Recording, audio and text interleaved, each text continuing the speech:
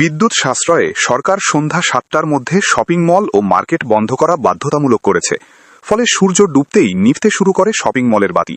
ঠিক সেই সময়ে রাজধানী সহ দেশের বড় শহরগুলোর ফুটপাত ও অলিগলিতে গভীর রাত পর্যন্ত জ্বলছে লাখ লাখ অবৈধ দোকানের বাতি, যার অধিকাংশই চলছে চোরাই বিদ্যুতে। একই সময়ে নিয়ন্ত্রণের বাইরে থাকা ব্যাটারি চালিত ইজিবাইক খাত প্রতিদিন বিপুল পরিমাণ বিদ্যুৎ ব্যবহার করে গ্রিডে তৈরি করছে অদৃশ্য চাপ। বাণিজ্যিক ব্যবহার হলেও এসব ইজি বাইকের চার্জিং স্টেশনগুলো কোথাও চলছে আবাসিক লাইন থেকে, কোথাও অবৈধ বিদ্যুৎ সংযোগে, কোথাও বাণিজ্যিক মিটার বাইপাস করে। সরকারের হিসাবে দেশে বিদ্যুৎ উৎপাদন সক্ষমতা ৩২,০০০ মেগাওয়াটের বেশি।